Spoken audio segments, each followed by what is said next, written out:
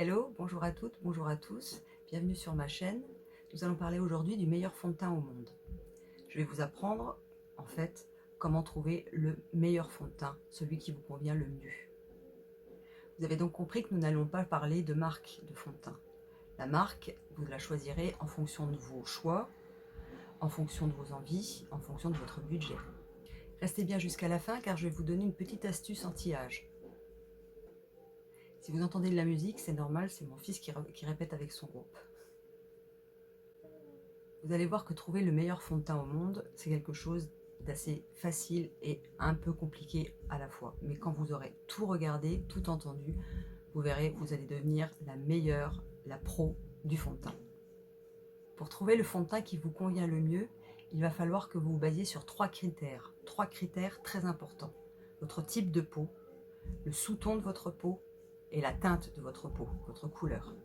Nous allons donc voir les types de peau. Je suppose que vous les connaissez, mais on va faire un petit récapitulatif. Nous avons donc les peaux normales, les peaux grasses et les peaux sèches. On pourrait dire aussi qu'il existe un quatrième type de peau, ce sont les peaux mixtes. Mais nous verrons que les peaux mixtes se rapprochent plus des peaux normales que des peaux grasses. La peau normale, c'est une peau qui est équilibrée, qui est souple, qui a de l'éclat, qui produit modérément du sébum, ce qu'il faut, pas trop, ni trop peu.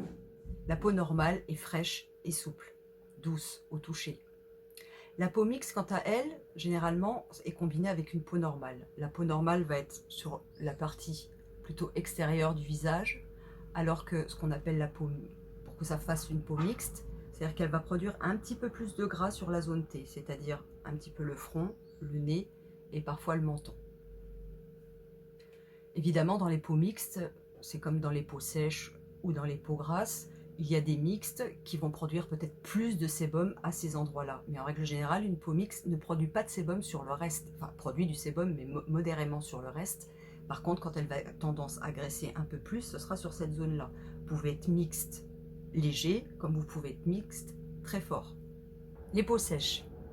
En l'occurrence, c'est un peu la mienne. J'ai tendance à avoir une peau normale à sèche.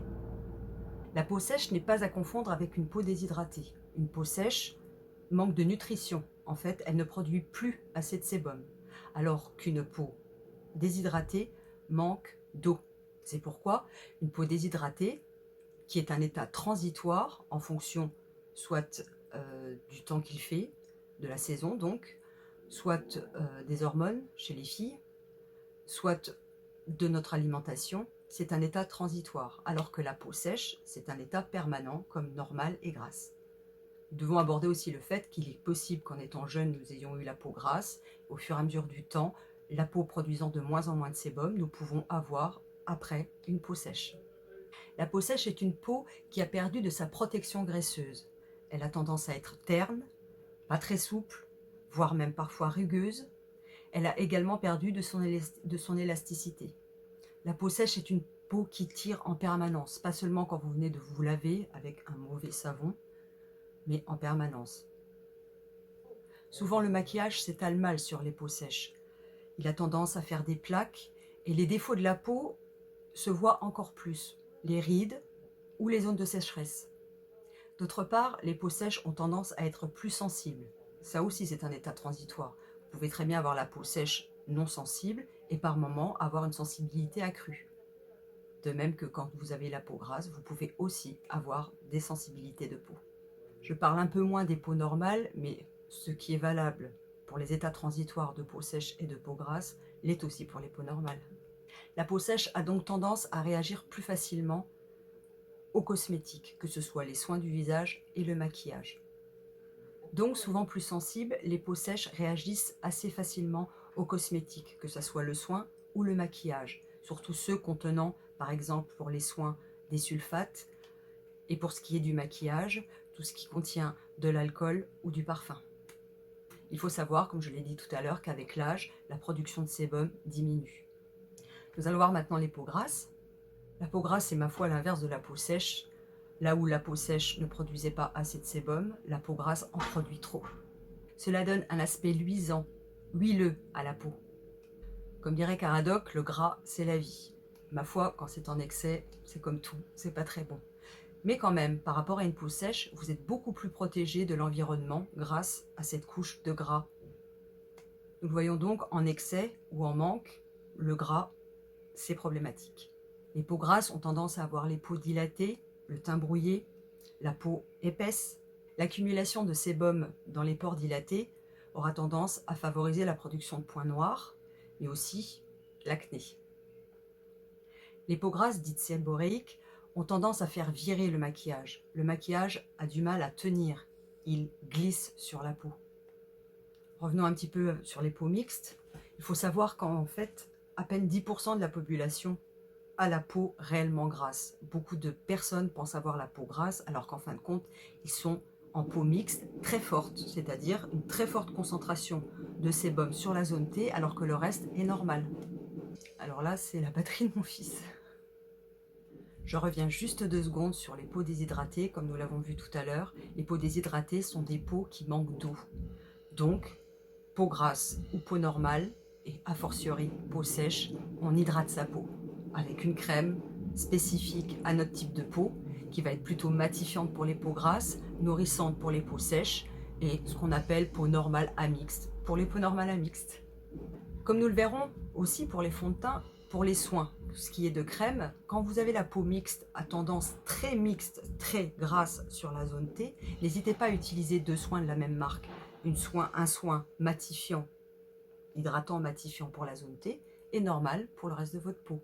Vous ferez la même chose avec les fonds de teint. Maintenant que nous avons abordé les types de peau, à quoi ça sert? Mais c'est très simple.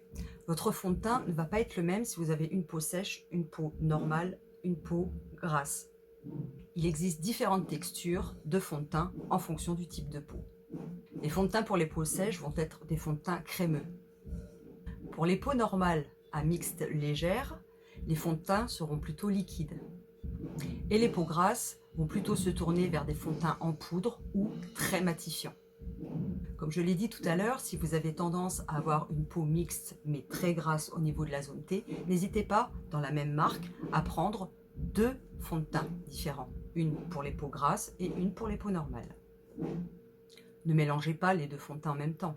Mettez le fond de teint pour les peaux grasses sur votre zone T, là où vous brillez le plus, et votre fond de teint normal sur le reste de votre visage. Les fonds de teint crémeux pour les peaux sèches, c'est normal, c'est pour qu'ils soient nourris et très hydratés. Les fonds de teint liquides, on va privilégier l'hydratation. Les fonds de teint matifiants seront aussi normalement hydratants. Matifiants pourquoi? Pour faire tampon, pour absorber l'excès de gras. Nous l'avons vu, les peaux grasses ont tendance à briller. Donc, effectivement, il faut matifier pour que ça soit joli. Surtout, si vous avez la peau sèche, n'utilisez pas de fond de teint matifiant. Vous allez ressembler à un clown. Cela va faire plâtre. Vous aimez les murs de pierre sèche? C'est joli dans un paysage, mais sur votre peau, c'est moyen. Si vous avez la peau sèche et que vous mettez un fond de teint pour peau grasse, c'est malheureusement à ça que ressemblera votre peau. Vous imaginez, votre peau manque de nutrition et d'hydratation, et vous allez lui mettre un produit qui a tendance à absorber tout ça. Donc le peu que vous avez va être absorbé. Résultat, des rides x 1000, des sécheresses x 100. Nous allons aborder maintenant quelque chose de primordial, quelque chose que beaucoup de personnes oublient, c'est les sous-tons. C'est bien plus important que la couleur de votre peau. Nous allons voir que si nous nous trompons un petit peu sur les teintes, il est possible de les rattraper, surtout en prenant une teinte plus claire. Par contre, si on se trompe de sous-ton, alors là, on va ressembler soit à quelque chose de gris, soit à quelque chose de rose, soit à quelque chose de fade. Le sous-ton de votre peau, c'est la couleur de votre peau en dessous de la surface de votre peau. Vous voyez un petit peu comme une orange. Vous voyez votre orange, la peau est orange. Vous l'appelez en dessous, c'est pas la même couleur. Même s'il en existe un tout petit peu plus, nous allons parler des 3 grands sous-tons. C'est les 3 plus importants à avoir. Les autres sont plutôt des nuances de sous-tons. Nous avons les sous-tons froids, que l'on appelle aussi rouge ou rosé. Nous avons les sous-tons neutres et nous avons les sous-tons chauds ou jaunes. Les sous-tons, c'est ce qui déterminera cette petite lettre qu'il y a derrière les numéros dans les teintes de fond de teint. Pour les sous-tons froids, vous aurez la lettre C ou R, cold ou red. pour les tons neutres, la lettre N. Et pour les tons chauds, vous aurez warm, chaud, ou Y pour yellow, jaune. Donc 3 sous-tons, chaud, froid, neutre. Et pour les chauds, nous avons yellow ou warm, c'est la même chose. N pour neutre et C ou R pour les tons froids. Pourquoi est-ce important le sous-ton? Parce que si vous choisissez le bon fond de teint, parce que vous avez la bonne texture et que vous avez la bonne teinte, c'est-à-dire la bonne couleur de votre peau, si le sous-ton ne fonctionne pas, vous aurez le teint gris, terne, ou alors le teint rose, jaune, donc malade. Si cette appellation est un peu nouvelle pour vous, vous allez dire oh, « mais comment je fais pour déterminer mon sous-ton » Vous allez voir, c'est assez simple. Il y a 2-3 techniques, voire 4 techniques pour déterminer son sous-ton. Vous pouvez en combiner plusieurs, ou si dès que l'une vous paraît éclairer votre esprit, vous choisissez celle-là et ce sera la bonne. La première technique, c'est ce qu'on appelle le test des veines. Vous prenez les veines de votre bras et vous regardez la couleur qui apparaît au niveau des veines.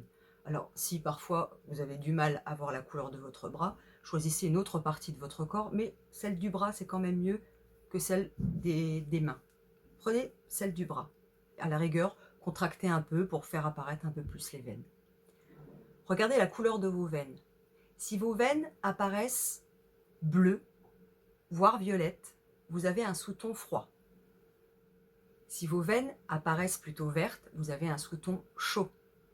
Et si vos veines vous apparaissent à certains endroits un peu vertes, d'autres un peu bleu, violette, alors vous êtes neutre.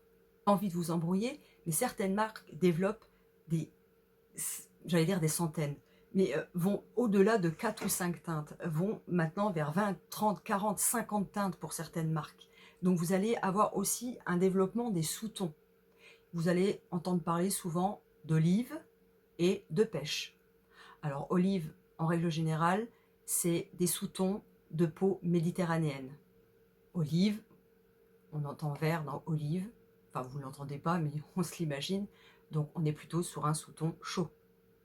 Les pêches sont aussi un sous-ton chaud. Moi j'aurais plutôt tendance à voir un sous-ton chaud qui tire légèrement vers le froid.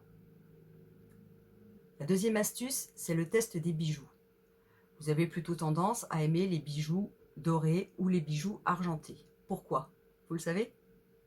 De la même façon que lorsque vous vous habillez, vous préférez cette couleur à une autre, ce n'est pas seulement parce que c'est votre couleur favorite. Vous l'aimez parce qu'elle vous va bien. Dans les bijoux, c'est un peu la même chose. Alors vous allez me dire, moi j'ai autant d'argenté que de doré. Peut-être que vous êtes neutre aussi. Mais aussi peut-être que vous aimez réellement le doré et l'argenté, mais il y a toujours une couleur qui vous va le mieux, sauf si vous êtes neutre. Si vous avez un sous-ton chaud, ce seront les bijoux dorés qui vous iront le mieux. Si vous avez un sous-ton froid, ce sera les bijoux argentés. Une dernière façon, pour apprendre quel est notre sous-ton, c'est le bronzage.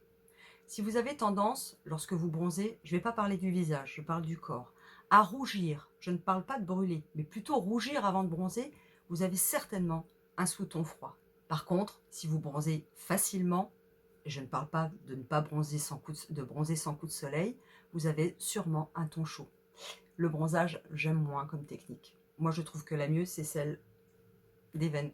Il faut savoir une chose, c'est que dans les supermarchés, ça arrive souvent que les marques de supermarchés n'aient pas de lettres du genre Y, warm, Y, W, C ou R ou N. Ils vont plutôt utiliser des termes comme rosé, doré ou rien du tout. En règle générale, vous allez avoir votre teinte, par exemple un beige, mais vous allez avoir un beige rosé ou un beige doré ou beige tout simplement. Eh bien, beige, c'est un beige neutre, beige rosé, c'est un beige froid, et beige doré, c'est un beige chaud. Évidemment, j'ai parlé de la teinte beige, mais c'est valable aussi pour une teinte plus claire ou une teinte plus foncée. Attention, contrairement à une idée reçue, les peaux noires n'ont pas nécessairement des tons chauds. Donc on récapitule, il faut déterminer ce sous-ton. Une fois qu'on le connaît, on le mémorise à vie parce que ça, il ne changera pas. Et on n'oublie pas que dans les distributeurs de cosmétiques, de grands magasins comme Sephora, Nocibé, Marionneau, j'en oublie, vous aurez des marques, des grandes marques de luxe, mais aussi des marques distributeurs de la marque du magasin qui va, en règle générale, vous mettre des lettres derrière le numéro de la teinte. N'oubliez pas, C, R pour les tons froids, N pour les tons neutres, Y, W pour les tons chauds. Et donc en troisième, déterminer la couleur de sa peau, la teinte du fond de teint. C'est assez problématique. Pourquoi est-ce problématique? Parce que, à part dans les magasins de cosmétiques que j'ai cités avant, dans les supermarchés, c'est rare qu'il y ait des testeurs. Or, pour trouver la couleur exacte de sa peau dans la marque d'un fond de teint, il faut pouvoir le tester. Donc, en supermarché où il n'y a pas de testeur, ou sur Internet où il n'y a que des swatchs, c'est-à-dire les teintes qui sont mises sur un bras, c'est un petit peu dur de trouver sa couleur.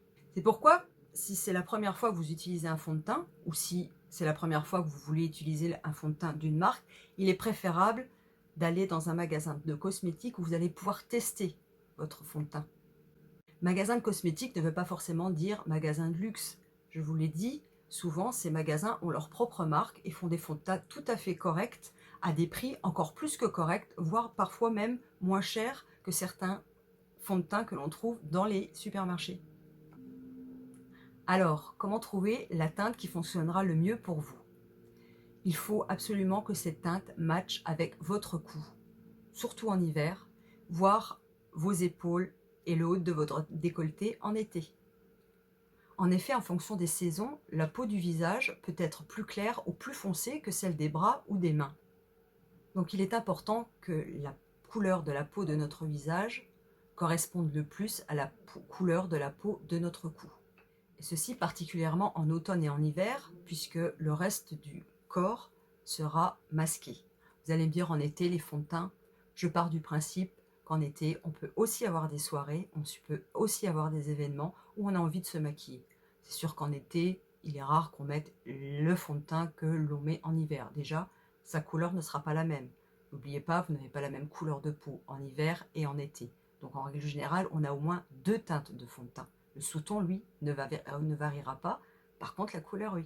En été, si on a envie, juste pour une petite soirée, de se faire un petit maquillage et camoufler quelques petites imperfections, on optera par exemple pour les bébés crèmes ou les CC crèmes. Mais ce sera la même chose. Si l'on peut, on essaye d'aller vers une couleur qui matche avec le reste de notre corps en haut et surtout dans notre sous-ton. Alors, armé de tout ça, comment on teste? Je suis désolée si je ne suis plus dans le même cadrage que le plan d'avant, mais j'ai eu un souci, c'est que ma caméra a arrêté de tourner. Et j'avais encore pas mal...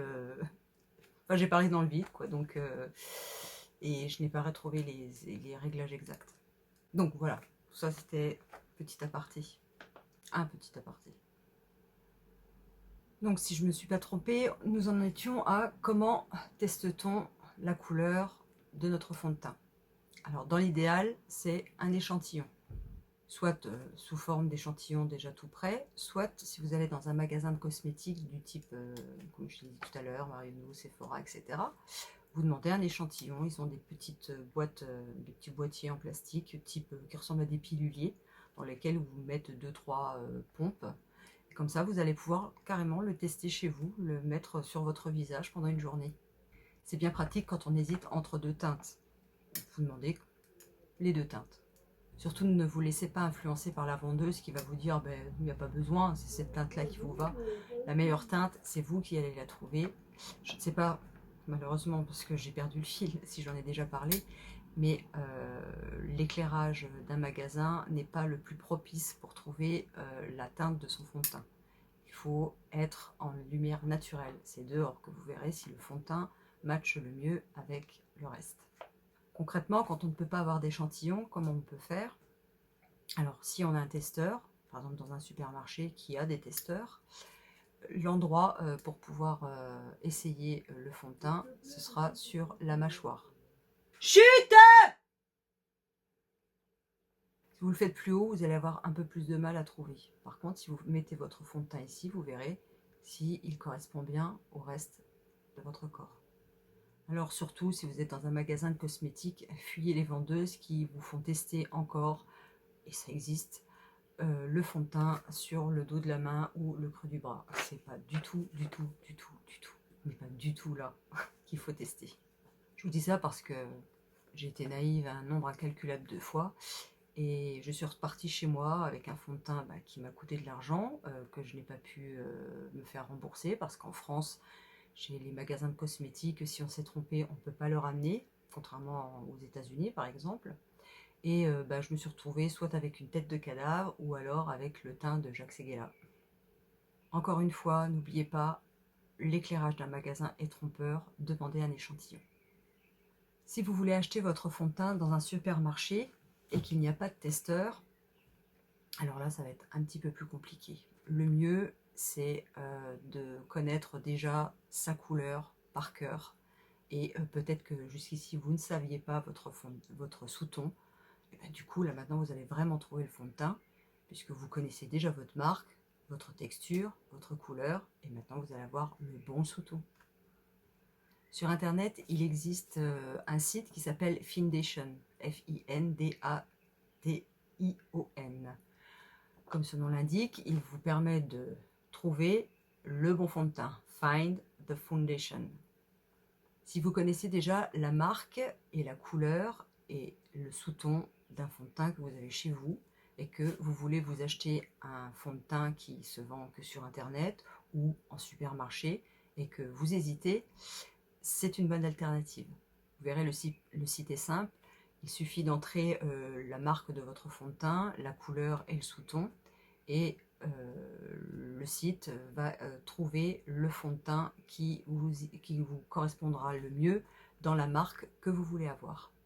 Encore une petite astuce, si vous avez ce genre de pilulier que l'on a dans certaines marques de médicaments qui nous calment un peu, si vous voyez ce que je veux dire, prenez-le avec vous et en magasin, n'hésitez pas à prendre les testeurs s'il y en a et de mettre vos 3 petites pompes dans votre pilulier pour pouvoir le tester chez vous. Donc on récapitule, échantillon ou au pire, vous testez sur votre mâchoire et vous allez à la lumière naturelle et vous vous regardez dans un miroir. Dans les marques un peu plus, on va dire, de luxe, souvent la teinte n'est pas écrite, ça va être un numéro. Donc en règle générale, plus le numéro, et c'est pas en règle générale, mais c'est sûr, le numéro le plus clair, qui va correspondre à, je sais pas, 0, 1 ou 10, c'est possible, jusqu'à 10, 15, 20, 30, ou 20, 25, 35, 50, 90, je ne sais quoi. Donc la teinte la plus claire, c'est toujours les chiffres les plus bas et la teinte la plus foncée, les chiffres les plus hauts.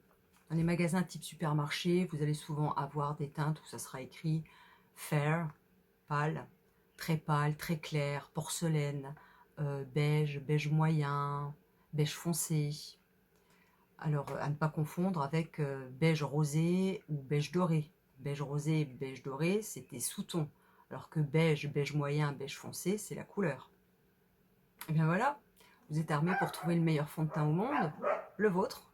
Je n'ai pas parlé des couvrances et je n'ai pas parlé des finis. Je vais y aller en vitesse. Les finis, il existe des finis lumineux et des finis mat. On comprendra bien que les finis mat sont plutôt pour les peaux grasses et les finis lumineux sont plutôt pour les peaux sèches. Quant à la couvrance, là par contre c'est plutôt au goût de chacun. Soit vous aimez avoir des fonds de teint très couvrants, vous préférez avoir des fonds de teint à finis naturels, donc très peu couvrants, ou des fonds de teint à couvrance moyenne. Une dernière petite chose, j'ai 48 ans, vous imaginez bien qu'à mon âge, je ne mets pas de fond de teint très couvrant. Donc plus on prend de l'âge, plus on évite les fonds de teint couvrants. On va vers plus de légèreté, plus de naturel. Alors, on a parfois envie de naturel, mais on a aussi des imperfections. Ça peut être des rougeurs ou des boutons.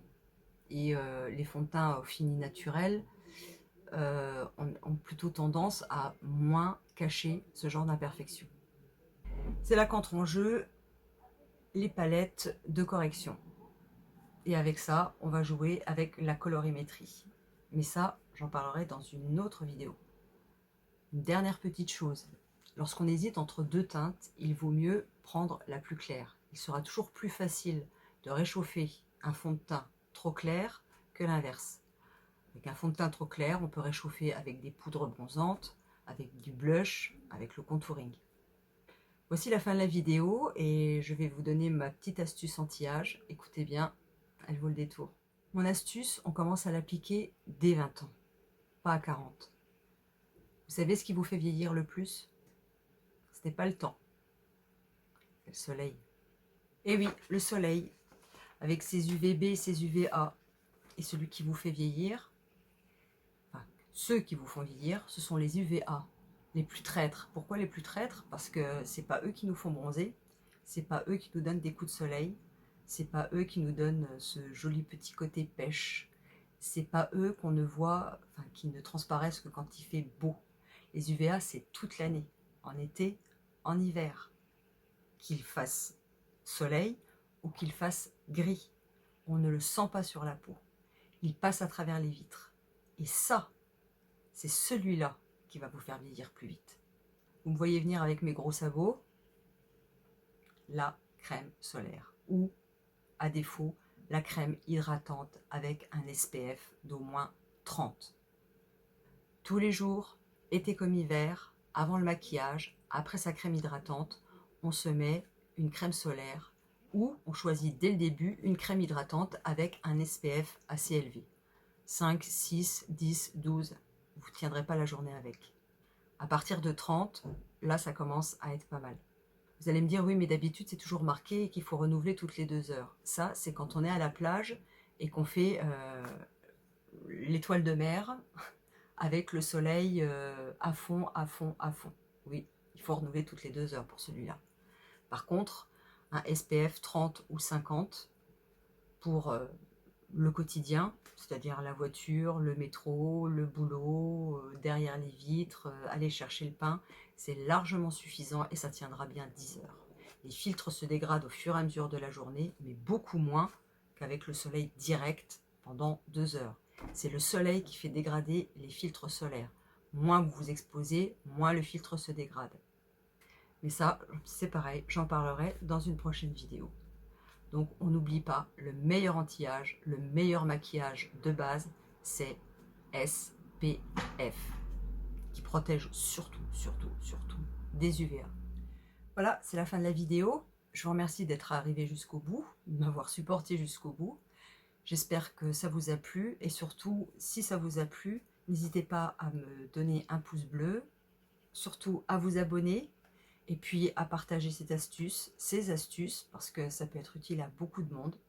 Le pouce bleu, c'est pour m'encourager et me montrer que vous savez réagir. L'abonnement, c'est pour m'encourager aussi, parce qu'une chaîne qui n'a pas d'abonnés, elle ne va pas durer très longtemps. N'hésitez pas à mettre des commentaires et éventuellement avoir des propositions de ce que je pourrais aborder dans des prochaines vidéos. Si vous voulez que je parle de quelque chose plutôt que d'une autre.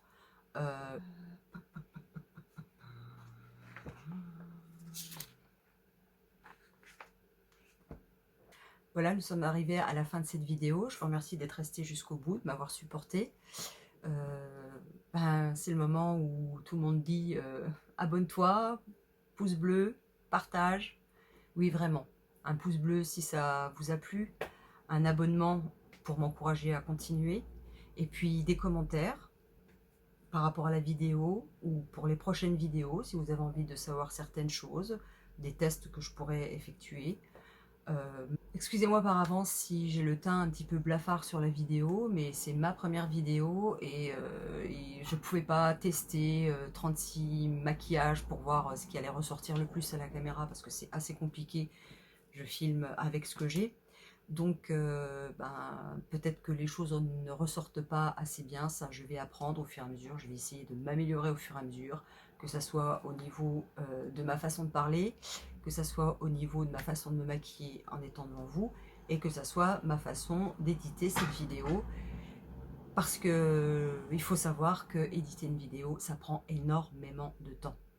Le film en lui-même prend du temps, le script pour faire tout ce que je viens de vous dire prend du temps, toutes les recherches, tout ce que je sais et tout ce que j'ai écrit, mais aussi tout ce qui va être la post-production. Et ça prend énormément de temps. Donc, un petit abonnement et un petit pouce bleu pour encourager, ça peut être sympa. Je vous remercie beaucoup et je vous dis à bientôt. Ciao!